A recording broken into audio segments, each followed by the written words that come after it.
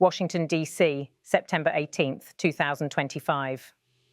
Aboard Air Force One, returning from a state visit to Britain, US President Donald Trump once again set off a storm of controversy by openly suggesting that major television networks risk losing their broadcasting licenses over their late-night programming.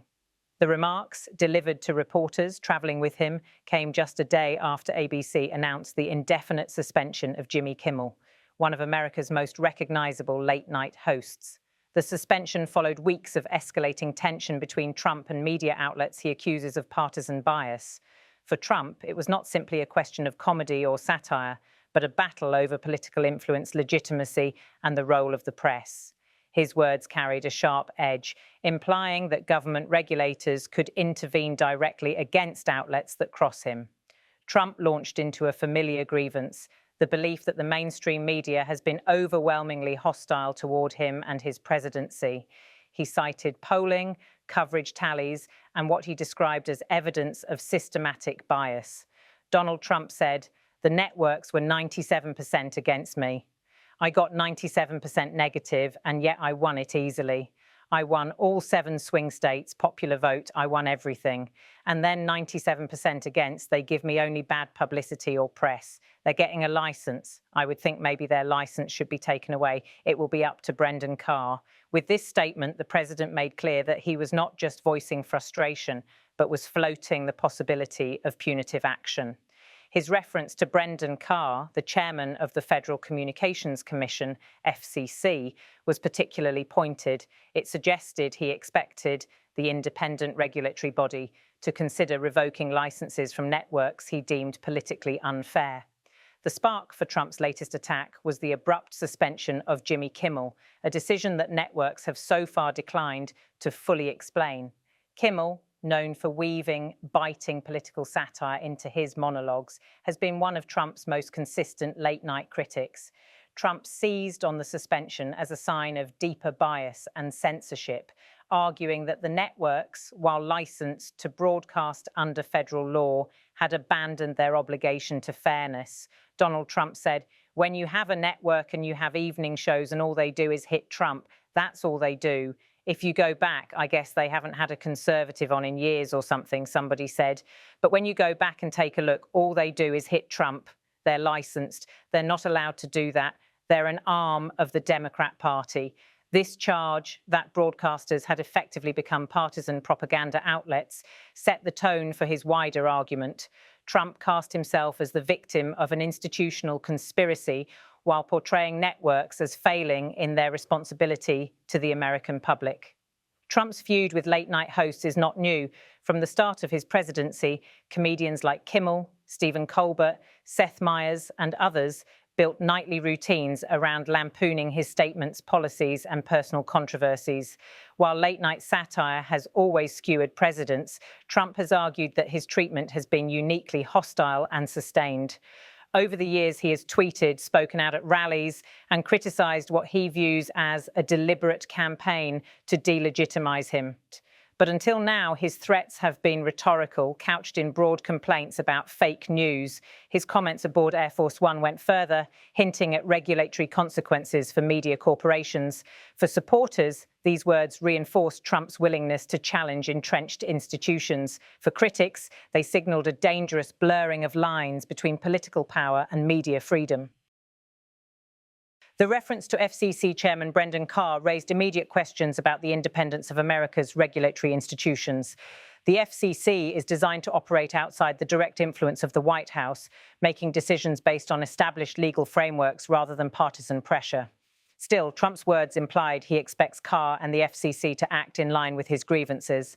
The FCC has historically been cautious in revoking licenses, a move reserved for extreme violations of broadcasting standards. Whether critical comedy qualifies under such grounds remains doubtful, but Trump's framing sought to normalize the idea that it might. The timing of Trump's remarks was no accident. Returning from a high-profile state visit to the United Kingdom, where he met with Prime Minister Keir Starmer and addressed trade and security ties, Trump was eager to reassert control of the American news cycle. By taking aim at ABC, Kimmel, and the broader media establishment, he ensured his voice dominated headlines on both sides of the Atlantic. it also reinforced his core narrative that he is embattled, under siege by elites, yet resilient enough to push back. The president's remarks immediately triggered debate over the boundaries of free speech, satire, and government regulation. Media watchdogs warned that even raising the prospect of license revocation amounted to intimidation. Civil liberties groups underscored that comedy, even harsh political comedy, is constitutionally protected. Trump's defenders countered that networks enjoy federal privileges and must therefore be held accountable. For them, the issue was not censorship, but restoring balance to an industry they view as overwhelmingly liberal. Reaction to Trump's remarks split along familiar partisan lines. Conservative commentators echoed his frustration, arguing that late-night shows have become indistinguishable from Democratic campaign messaging. They praised his willingness to call out broadcasters. Progressives, meanwhile, denounced his statements as authoritarian. Editorials and social media posts compared his words to tactics used by leaders in less democratic nations where governments directly control media licensing. The suspension of Kimmel itself, while unexplained, became entangled in these arguments. Some speculated it was unrelated to Trump's criticism.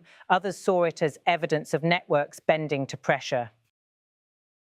The president's combative relationship with the press has defined much of his political career. From branding outlets fake news to barring certain reporters from White House briefings, Trump has consistently portrayed journalists and broadcasters as adversaries.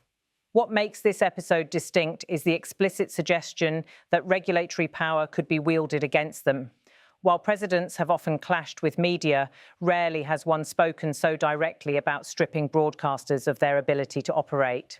Some analysts suggest Trump's comments were less about policy than political theatre. By attacking networks and invoking the FCC, he energized his base, many of whom already distrust mainstream media. At the same time, by focusing on Kimmel and late-night shows, he personalized the conflict, turning abstract debates about bias into a tangible clash with celebrities. This tactic mirrors his broader style, framing politics as a series of personal battles rather than institutional disputes. Despite the president's words, actual revocation of licenses would face immense legal challenges. Broadcasters operate under strict guidelines, but criticism of political leaders is not grounds for losing a license. Courts would almost certainly block such moves as unconstitutional. Still, Trump's comments were significant in shaping public perception. By floating the idea, he made it part of the political conversation, ensuring allies and opponents alike had to respond. As Trump continues his presidency, the battle over media, regulation and satire shows no sign of cooling. With elections looming and late-night hosts likely to intensify their critiques, tensions are set to rise further. For Trump, the fight is as much symbolic as practical. His remarks aboard Air Force One underscored his belief that the media is not just biased, but actively hostile, and that the government may need to intervene. For broadcasters, comedians, and free speech advocates, the message was chilling, a warning that criticism could carry consequences beyond the court of public opinion. On September 18, 2025, as Air Force One crossed the Atlantic, Trump's words crystallized a central tension of his presidency, the clash between power and accountability, authority and dissent. Whether his suggestion remains rhetoric or evolves into policy, it has already reignited one of the oldest debates in American democracy: who controls the press and how far a president can go to shape its voice. The networks were 97% against me. I got 97% negative, and yet I won easily. I won all 7 swing states, popular, I won everything. And if they're 97% against, they give me only bad publicity or press. I mean, they're getting a license. I would think maybe their license should be taken away. It will be up to Brendan Carr. When you have a network and you have evening shows and all they do is hit Trump, that's all they do. If you go back, I guess they haven't had a conservative on in years or something, somebody said. But when you go back and you take a look, all they do is hit Trump. They're licensed. They're not allowed to do that. They're an arm of the Democrat Party.